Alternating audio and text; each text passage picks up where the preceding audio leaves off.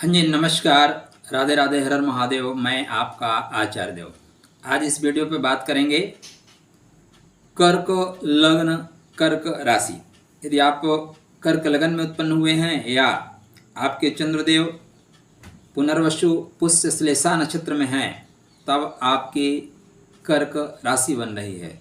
तो कर्क लगन, कर्क राशि वालों के लिए 2023 कैसा जाएगा? आप सब पे 24 पढ़ेंगे या 19-20 पढ़ेंगे? वर्ष आपके लिए श्रेष्ठ होगा या परेशानी में भरा होगा? पिछले जो विडंबनाएं थी उनसे मुक्ति मिलेगी या उन्हीं से संघर्ष करना पड़ेगा, इसकी बात करेंगे। तो 12 आपकी राशियां, 9 ग्रह और 27 नक्षत्रों के आधार पर आपको 2023 का भविष्य फल बताया जाएगा। हमारा चैनल ज्योतिष मंजरी नक्षत्रवाणी नक्षत्र के आधार स्तंभ पे कार्य करता है। यदि आप हमारे चैनल पर नए हैं, चैनल को आपने सब्सक्राइब नहीं किया तो आपकी जिम्मेदारी बनती है हमारे चैनल को सब्सक्राइब करिए, क्योंकि हम ज्योतिष के मूलभूत तत्वों को लेकर चल रहे हैं और आपको मेरी सहायता करनी चाहिए। हम बात करेंगे आपकी सेहत की। तो आपके चंद्र महाराज हर 2.25 दिन में मूव करते रहते हैं, तो उनका मूवमेंट ऑफ बताना वीडियो बहुत लंबा हो जाएगा। धन कैसे आएगा, कहाँ से आएगा, पराक्रम कितना कर रहे हैं, भूमि भवन वाहन, प्रेम, लव लाइफ कैसी है, मैरिज लाइफ कैसी हो जाएगी आपकी, भाग्योदय होगा क्या, नौकरी नहीं मिल रही है, प्रमोशन हो रहा है, पैसे कहाँ से कमाएंगे और पैसे खर्च कहाँ करेंगे, इसकी हम वार्ता करेंगे आपकी कुंडली पे। तो स्टार्ट हम आपके करें। देखिए, आपकी कुंडली में चंद्र महाराज की जो गति है वो तो 2.25 दिन की है, तो उनकी चर्चा हम नहीं करेंगे, क्योंकि 2.25 दिन पकड़ेंगे तो वीडियो अत्यधिक लंबा हो जाएगा। तो हम स्टार्ट करेंगे आपके धन से। यस धनाना यस टका ना सा टक टकायते। तो टका बहुत बड़ी चीज़ है। आपके द्वितीय भाव जो जीवन को प्राप्त करने का घर है, अब आप पुनर्वसु पुष्य अश्लेषा की एनर्जी लेके चल रहे हैं। प्राप्त क्या करना है? तो प्राप्त करना है मघा की शक्ति, पूर्वा फाल्गुनी का शुक्र, उत्तरा फाल्गुनी का तेज। और ये सब कैसे आएगा? ये सब आपकी शक्ति से आएगा, धन से आएगा।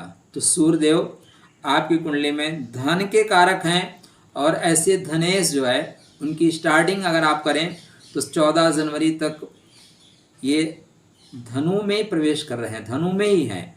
इसके बाद फिर मकर में जाएंगे। तो आपकी कुंडली के अनुसार आपके धन के स्वामी स्टार्टिंग में खष्टम भाव में है, मतलब पैसे के लिए संघर्ष कर रहे हैं आप, पैसे की परेशानी से दो चार होना पड़ रहा है, पैसे खर्च हो रहे हैं। नए साल का जश्न, आप उदार हैं तो नए साल का जश्न बढ़िया से मना रहे हैं। इसका मतलब 14 जनवरी शनिवार को 8:58 पे मकर राशि में प्रवेश करेंगे, तो व्यापार के घर में धन भाव का स्वामी पिता पुत्र के घर में, तो यहाँ पे व्यापार के दृष्टिकोण से लाभ होगा, लेकिन अपने से छठ में जाएगा तो दाम्पत्य जीवन में थोड़ा सा परेशानी दे सकता है, तो विशेष ध्यान रखिएगा।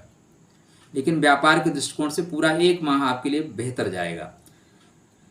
13 फरवरी सोमवार के दिन 9:57 पे ये कुंभ राशि में प्रवेश करेंगे, तो धन भाव का स्वामी अष्टम भाव में, लेकिन पिता पुत्र के घर में, शनि के मूल त्रिकोण राशि में। शनि महाराज यहीं पर विद्यमान होंगे, तो पिता पुत्र की युति नुकसान नहीं करेगी, क्योंकि सूर्य अपने घर को 7वीं दृष्टि से देख रहे हैं। सूर्य देव अपने घर को 7वीं दृष्टि से देख रहे हैं। यहाँ पे आप देखें तो धनिष्ठा नक्षत्र मिलेगा, मंगल का नक्षत्र मिलेगा, वहाँ पे अच्छा फल दे रहे हैं। पूर्व भाद्रपद नक्षत्र मिलेगा, वहाँ पे गुरु का नक्षत्र अच्छा फल देंगे। सिर शतभिषा नक्षत्र में थोड़ा सा राहु के नक्षत्र में सूर्यदेव परेशान होंगे, लेकिन इनकी दृष्टि अपने ही राशि पे मघा, पूर्व फाल्गुनी, उत्तर फाल्गुनी पर होने से धन के लिए आपको गुप्त तरीके से भी धन दे देंगे, तो धन के दृष्टिकोण से अच्छा है।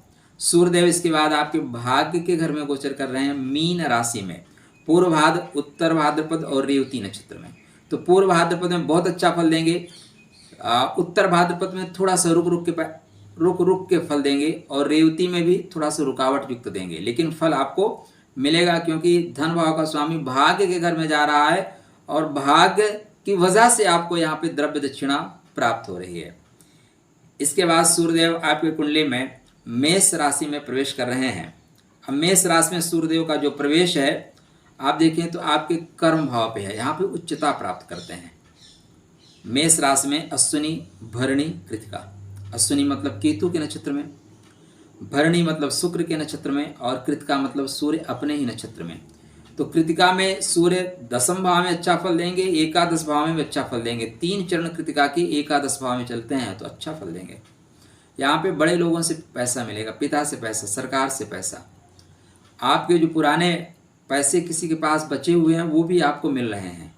तो ये आपके धन के दृष्टिकोण से बेहतर समय आपके लिए जाएगा। एकादश भाव में श्रेष्ठ समय आपके लिए, धन भाव का स्वामी लाभ के घर में, श्रेष्ठतम समय धन के लिए। पैसा बैंक में तो जाएगा जाएगा, लिख के रख लीजिए। यहाँ पे आप इतने पैसे कमाओगे तो बैंक में एफडी कर पाओगे। तो ये वृषभ में गोचर कर रहे हैं। आपकी कुंडली में सूर्यदेव का गोचर 15 मई दिन सोमवार को वृषभ राशि में हो रहा है। वृषभ राशि में कृतिका में बहुत अच्छा फल देंगे। रोहिणी आपके लग्न का नक्षत्र है, चंद्रमा का नक्षत्र है, और मृगशिरा मंगल का नक्षत्र है, तो मंगल भी आपकी कुंडली में योगप्रद है। तो श्रेष्ठ फल धन के दृष्टिकोण से सूर्यदेव दे रहे हैं। जैसे ये मिथुन राशि में प्रवेश करेंगे तो थोड़ा सा सावधान हो जाना है। यहाँ पे आपके पैसे का अपव्यय होना शुरू हो जाएगा। आप बड़बोलेपन में ज़्यादा खर्च कर जाओगे, या विदेश यात्रा भी आप यहाँ पे कर सकते हैं पैसे के लिए। दूर की यात्रा आप करते हुए दिखाई दे रहे हैं। तो मिथुन में प्रवेश इनको जो है 15 जून को मिथुन में प्रवेश कर रहे हैं। 17 जुलाई तक यहीं पे हैं। 17 जुलाई को कर्क में आएंगे तो आपका व्यक्तित्व अच्छा होगा, लेकिन सेहत के लिए थोड़ा सा सावधान रहना पड़ेगा। सूर्य जब जल तत्व राशि में जाते हैं तो थोड़ा सा ध्यान देना पड़ता है। तो यहाँ पे अपनी सेहत को लेकर विशेष आप ध्यान रखिएगा। सूर्यदेव जैसे 17 अगस्त को सिंह राशि में प्रवेश करेंगे तो सिंह राशि में मघा, पूर्वा फाल्गुनी, उत्तर फाल्गुनी नक्षत्रों में शक्तिमान होंगे और प्रचुर मात्रा में आपको लाभ देंगे। तो धन के लिए श्रेष्ठ समय आपका ये है। एक तो लाभ भाव में जब गोचर करेंगे तब श्रेष्ठ फल पाएंगे, दूसरे यहाँ पे गोचर करेंगे तब श्रेष्ठ फल पा रहे हैं। इसके बाद अपने से द्वितीय कन्या में प्रवेश करेंगे, उत्तर फाल्गुनी नक्षत्र वहाँ पे आपको मिलेगा कन्या में, तो यहाँ भी श्रेष्ठ फल बंधु बांधवों के साथ सहयोग से पैसा देते हुए आपको दिखाई दे रहे हैं। जब ये तुला राशि में गोचर कर रहे हैं तब थोड़ा सावधानी रखना है। माता का स्वास्थ्य खराब हो सकता है, घर में तनाव हो सकता है। लेकिन जैसे वृश्चिक में गोचर करेंगे, वृश्चिक में गोचर कर रहे हैं 17 नवंबर को, 18 अक्टूबर से 17 नवंबर तक थोड़ा सा आपको तनाव दे सकते हैं। और उसके बाद जैसे वृश्चिक में गोचर करेंगे 17 नवंबर को, उसके बाद वर्ष पर्यंत आपके लिए लाभकारी ही है, लाभ देने वाले हैं। आपकी कुंडली में मंगल महाराज को बहुत महत्वपूर्ण रोल मिला हुआ है। मंगल पंचमेश हैं और कर्मेश हैं। कर्म के स्वामी हैं, प्रेम के स्वामी हैं, संतान के स्वामी, विद्या के स्वामी, बुद्धि के स्वामी, इष्ट के स्वामी हैं, पिता के स्वामी, सरकार के स्वामी। अब मंगल का गोचर आपकी कुंडली में अत्यंत श्रेष्ठ फल और महत्वपूर्ण फल देने वाला होगा। तो देखते हैं मंगल महाराज 13 मार्च के पहले तक, 13 मार्च तक आपकी कुंडली में वृषभ राशि में है। वृषभ राशि का मतलब आपके एकादश भाव में है। तो पंचम का स्वामी सप्तम में, अपने से सप्तम में, कर्म का स्वामी अपने से द्वितीय में, कृतिका, रोहिणी और मृगशिरा नक्षत्र में, ठीक है ना। मृगशिरा मंगल का ही नक्षत्र है। तो श्रेष्ठ फल स्टार्टिंग से मंगल आपको ले दे रहे हैं। कर्म पथ में विस्तार होगा, एजुकेशन के क्षेत्र में विस्तार होगा, विद्या बुद्धि के क्षेत्र में विस्तार होगा। संतान की चाहत है तो संतान की चाहत के लिए ये समय श्रेष्ठ है। आप कंसीव कर सकते हो, या आप कंसीव कर रखे हैं तो इस समय संतान की प्राप्ति हो जाएगी। श्रेष्ठ समय मंगल महाराज दे रहे हैं। 13 मार्च को दिन सोमवार 5:33 पे जब मिथुन में गोचर करेंगे तब थोड़ी सी सावधानी रखनी है। यहाँ पे आपको लाभ भी होगा। अगर आप विदेश गमन करना चाहते हैं एजुकेशन के लिए, एजुकेशन स्टडी के लिए, या नौकरी ढूंढने विदेश जाना चाहते हैं तो श्रेष्ठ समय है। डायरी में नोट करिए, विदेश जाने का योग, विदेश जाने का समय 13 मार्च से लेकर 10 मई का जो समय है वो विदेश गमन का समय है। विदेश आप प्रयास करिए विदेश जाने की, आपको आपके ग्रह पूरी सहयोग करते हुए दिखाई दे रहे हैं। थोड़े से आप जल्दबाज हो सकते हैं, थोड़ा सा ध्यान दीजिएगा, अपने एजेंट वगैरह को ध्यान में रखिएगा, क्योंकि यहाँ आर्द्रा नक्षत्र आता है। आर्द्रा मतलब पकड़ लेना, जकड़ लेना, चीटिंग कर लेना, तो इस चीज़ का आपको ध्यान रखना होगा। लाभ के घर में राहु महाराज चल रहे हैं तो ऐसे भी हो सकता है आपके साथ। इसके बाद मंगल महाराज आपके लग्न में ही गोचर करेंगे, तो लग्न में मंगल महाराज नीच के हो जाते हैं। नीच के कहाँ होंगे? पुनर्वसु में नीच के नहीं होंगे, पुष्य में नीच के नहीं होंगे, अश्लेषा नक्षत्र में जाके नीच के होंगे। तो अपने अंतिम क्षणों में जाके नीच के हो रहे हैं। तो मतलब 10 मई से 1 जुलाई तक का समय है, तो आप मान के चलें कि 15 जून तक का समय आपके लिए बेहतर है। 15 जून के बाद जो खराब समय मिलेगा 15 दिन के लिए। सिर दर्द होगा, मानसिक तनाव ज़्यादा आएगा, गाड़ी वाड़ी संभाल के चलाइए, स्पीड में चलाते हैं, अगर स्लिप करेंगे तो सर पे चोट लग जाएगी। लेकिन ये आपके धनात्मक दृष्टिकोण से, प्रेम के दृष्टिकोण से श्रेष्ठ समय है, प्रेम मिलेगा आपको, लव लाइफ आपकी बेहतर जाएगी। सप्तम दृष्टि व्यापार पर होने से व्यापार में प्रगति होगी। उच्च की दृष्टि पड़ रही है तो व्यापार में प्रगति होगी। इसके बाद कर्म का स्वामी आपकी कुंडली में धन के घर में, तो नौकरी से लाभ, पिता से लाभ, सरकार से लाभ, विद्या बुद्धि से लाभ, प्रेमी प्रेमिका से लाभ, संतान से लाभ, हर तरह से आपको धनार्जन होता हुआ दिखाई दे रहा है। तो यहाँ पे थोड़ी सी ध्यान क्या देना है, अपने वाणी को वीणा बनाएं, बाण ना बनाएं, क्योंकि मंगल सेकंड हाउस में बैठ के आग उगलता है, ठीक है ना, कड़ा बोलता है, आदेशात्मक शब्दों का प्रयोग करता है, तो आदेशात्मक शब्दों से थोड़ा सा बच के रहिएगा। शेष आपके लिए मंगल महाराज बेहतर परिणाम देने वाले हैं। तो सिंह में 1 जुलाई से लेकर 18 अगस्त तक बेहतर परिणाम मंगल देकर जाएंगे। धन आपके बैंक में ले जाएंगे, परिवार को समृद्धि की ओर बढ़ाएंगे, कुटुंब में विकास करेंगे। 18 अगस्त को शुक्रवार के दिन 16:13 पे ये कन्या राशि में प्रवेश कर रहे हैं। मतलब पंचम से तो एकादश है, लेकिन कर्म से खष्टम है, तो पिता से संबंधों में थोड़ी उतार चढ़ाव। आप जहाँ पे ऑफिस में काम करते हैं वहाँ भी उतार चढ़ाव होगा, ठीक है ना, उतार चढ़ाव होगा। अच्छा, जब सिंह में प्रवेश कर रहे हैं ना, तो आपका प्रमोशन भी हो सकता है। लेकिन कन्या में जो कर रहे हैं तो आपको ऑफिस के काम के लिए दौड़ाया जाएगा, बार बार टीडी भेजा जाएगा। तो ये कर्म के लिए निरंतर चलते रहने का समय है, आपको चलना पड़ेगा। बंधु बांधवों से संबंधों को विशेष तरजीह देनी पड़ेगी, नहीं बंधु बांधवों से संबंधित समय खराब हो सकते हैं आपके कुंडली में। इसके बाद ये 30 अक्टूबर को तुला राशि में गोचर करेंगे, तो अपने से सप्तम होंगे, तो नौकरी के लिए तो बहुत अच्छा है, पिता संबंधों के लिए अच्छा है, थोड़ा उदर विकार हो सकता है, संतान आपकी बातों से आपके बातों के विरोध में खड़ी हो सकती है, प्रेम आपसे बिछड़ सकता है, ऐसा समय दिखाई दे रहा है। इसके बाद मंगल महाराज अपनी ही राशि वृश्चिक में गोचर करेंगे, तो 16 नवंबर से लेकर 28 दिसंबर तक श्रेष्ठ समय आपके लिए है। कोई एजुकेशन लेना चाहते हैं, आपको यहाँ एडमिशन मिल जाएगा। कोई रिजल्ट आ रहा है तो आपके फेवर में आएगा। इंटरव्यू आपने दे रखा है तो ये सफल होने का समय है, यहाँ सफलता मिल जाएगी। देखिए, है तो अपने से अष्टम में से, लेकिन केंद्र का स्वामी त्रिकोण में है, केंद्र का स्वामी त्रिकोण में है, इसलिए पाराशरी राजयोग बन रहा है, तो सफलता सुनिश्चित है, ठीक है। इसके बाद धनु में जाएंगे 28 दिसंबर को, लास्ट में जाएंगे 2-3 दिन के लिए, तो उसका टेंशन आपको नहीं लेना है। आपकी कुंडली में एक और महत्वपूर्ण ग्रह है जिनका नाम है शुक्र, लक्ष्मी पुत्र है, लक्ष्मी के कारक है। संसार में यत्र तत्र सर्व जो सुंदरता दिखाई देती है शुक्र की वजह से ही है। लग्जरियस लाइफ, अच्छा हो जाना, बड़ा हो जाना, सुंदर दिखना, ये सारी चीजें किससे आती हैं? शुक्र से ही तो आती हैं। शुक्र आपकी कुंडली में लाभ के स्वामी, सुख के स्वामी। और सुख क्या है? आजकल पैसे से सुख मिलता है जी, अच्छी गाड़ी, अच्छा घर, अच्छा बंगला, सब पैसे से आते हैं। तो यहाँ पे आपको निश्चित रूप से लाभ मिलता हुआ दिखाई दे रहा है। ऐसे शुक्र महाराज स्टार्टिंग आपके कर रहे हैं धनु में। अब धनु जो आपकी कुंडली में खष्टम भाव में आता है, तो स्टार्टिंग थोड़ी सी कठिन हो रही है। स्टार्टिंग में संबंधों में थोड़ी सी उतार चढ़ाव आ रहे हैं, पैसे भी फंस रहे हैं, सुख में विघ्न हो रहा है। लेकिन इसके पश्चात ये शुक्र महाराज मकर में स्टार्टिंग कर रहे हैं आपके, तो 22 जनवरी तक मकर में रहेंगे। तो मकर में अच्छे हैं, चतुर्थ से चतुर्थ हैं, एकादश त्रिकोण का स्वामी केंद्र में है, तो यहाँ पे आपको लाभ देते हुए जाएंगे।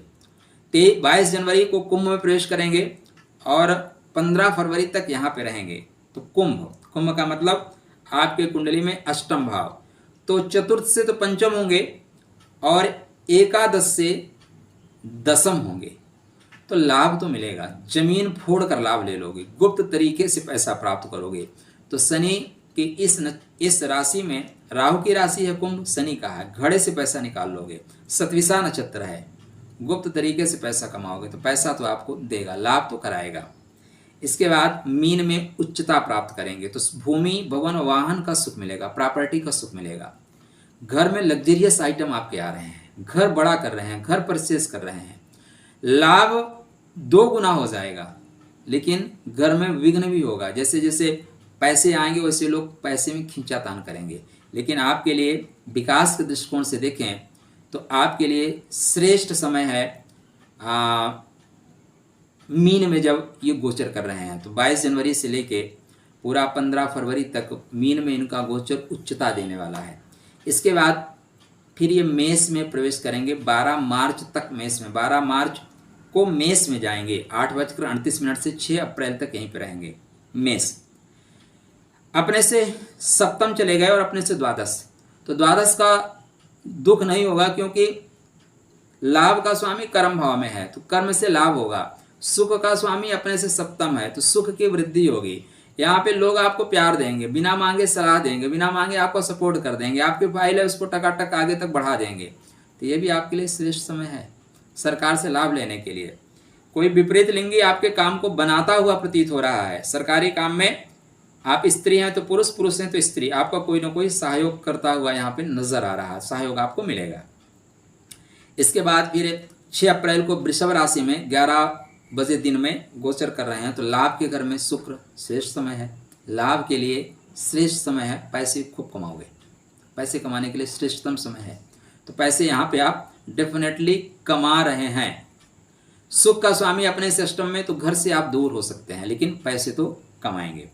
2 मई को मिथुन में गोचर करेंगे, तो अगर आप विदेश की यात्रा करना चाहते हैं, विदेश से लाभ लेना चाहते हैं, तो विदेश की यात्रा का एक समय आपके लिए सूर्यदेव बनाएंगे, दूसरा समय मंगल बनाएंगे और तीसरा समय आपके शुक्र भी बना रहे हैं। शुक्रदेव भी कहते हैं चलो विदेश चलते हैं, विदेश से आपको पैसा अधिक से अधिक मात्रा में कमवा के देंगे। अब देखिए विदेश में जो आपका मृगशिरा मतलब मंगल का नक्षत्र, आर्द्रा राहु और पुनर्वसु गुरु का नक्षत्र है, तो यहाँ पे आपको थोड़ा श्रम तो करना पड़ेगा, थोड़ा चेतन तो रहना पड़ेगा, ठीक है ना। लेकिन विदेश से आपको लाभ होता हुआ प्रतीत हो रहा है। यहाँ पे आप बेआत्मक हो सकते हैं, खर्चवाद ज्यादा हो सकते हैं, आप पैसे उड़ा सकते हैं राहु के संसर्ग में जाके।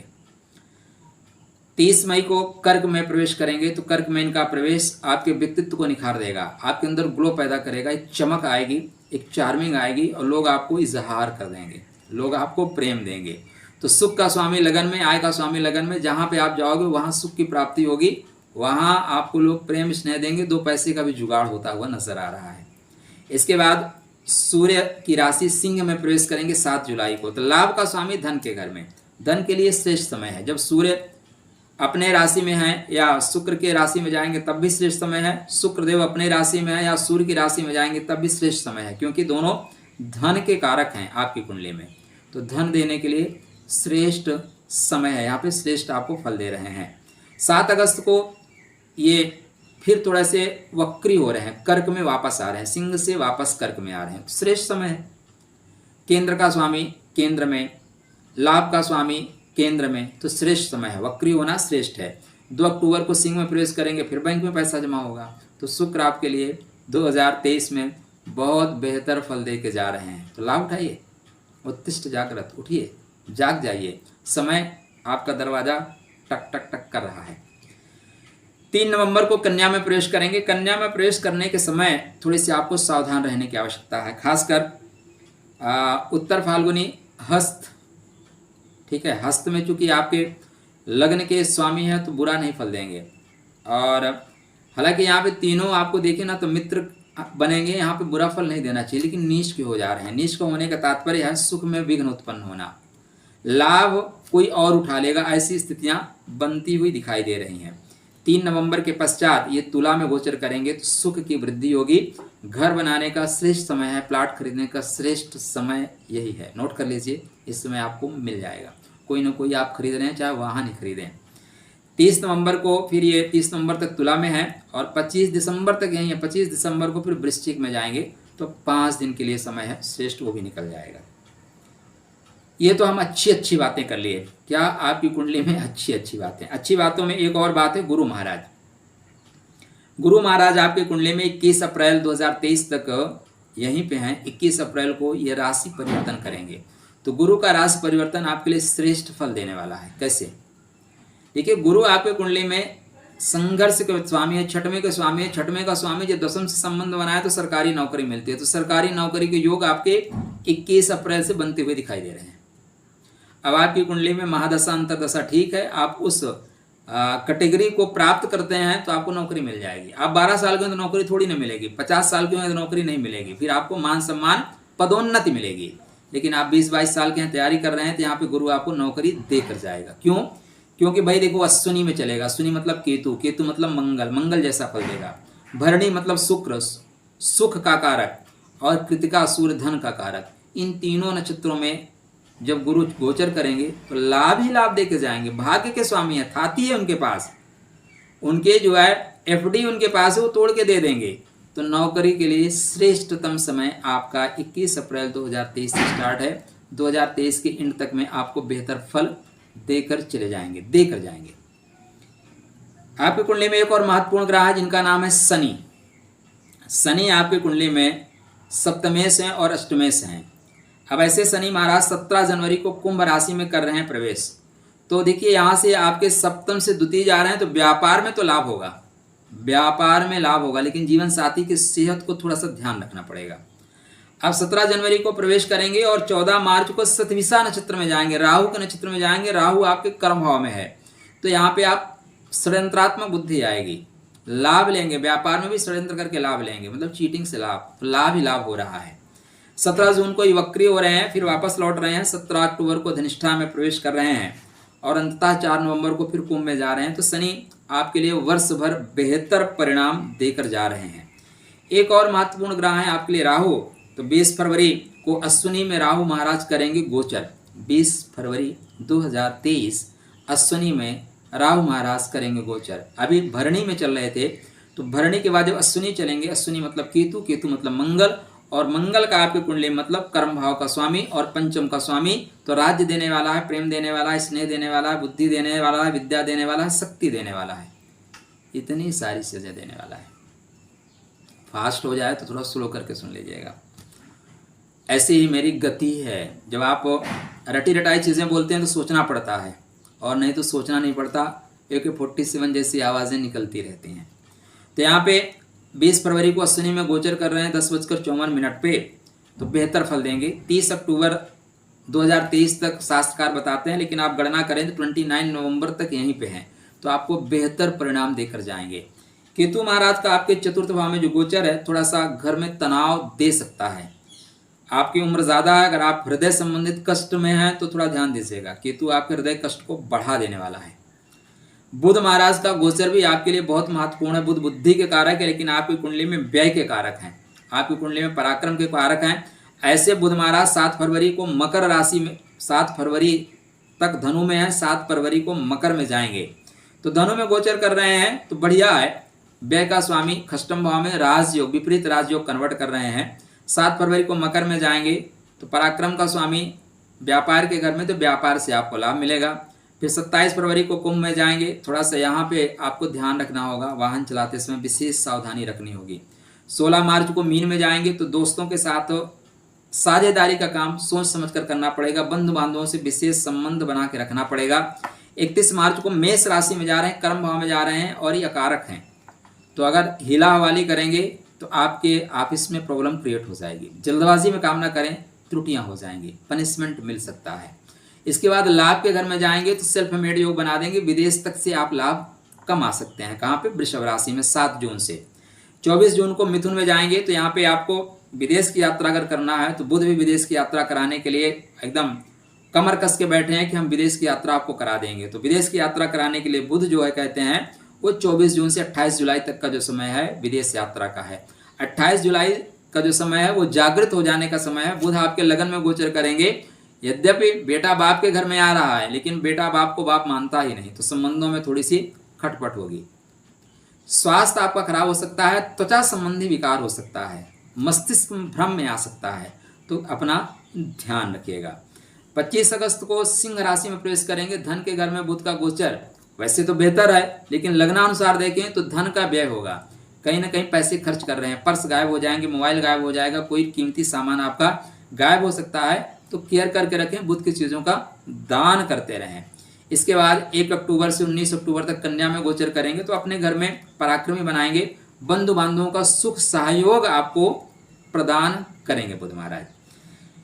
19 अक्टूबर को तुला में गोचर करेंगे तो अपने से द्वितीय हैं, बंधु बांधवों के सहयोग से सुख की प्राप्ति हो रही है। माता की सेहत का थोड़ा सा विशेष केयर करना पड़ेगा। थर्ड आदमी घर में अगर एंट्री मारता है तो बेवजह वो परेशानी ना दे, कुछ ऐसी बातें बोल जाएगा कि आप परेशान हो जाओगे, तो ध्यान रखना। 6 नवंबर को वृश्चिक में जब जाएंगे तो वृश्चिक आपके लिए पंचम भाव है, तो पेट दर्द होगा, संतान आपसे आपके खिलाफ खड़ी हो सकती है। और फिर 27 नवंबर को धनु में जाएंगे तो फिर विपरीत राजयोग कन्वर्ट करेगा। 28 दिसंबर मतलब लास्ट में 2 दिन का कोई मतलब नहीं है। ये आपकी कुंडली का मोटा मोटा फलादेश था। 60 में फलादेश तो 12 वीडियो आपकी कुंडली आपके राशि पे बनते हैं, इंतज़ार करिएगा। अगर आप लोग चैनल को सपोर्ट करेंगे तो मैं 12 के 12 पार्टों पे आपको वीडियो बना के दूंगा। धन के लिए श्रेष्ठ समय कौन होगा, वाहन के लिए श्रेष्ठ समय कौन होगा, गाड़ी के लिए श्रेष्ठ समय कौन होगा, विवाह के लिए श्रेष्ठ समय कौन होगा, कब आपका 2023 में भाग्योदय होगा, क्या करने से भाग्योदय होगा, इसका एक एक वीडियो बना के मैं देने वाला हूँ। लेकिन यदि आप लोग हमारे चैनल को सपोर्ट करते हैं तो चलिए, खुश रहिए, स्वस्थ रहिए, प्रसन्न रहिए। जय माता की, जय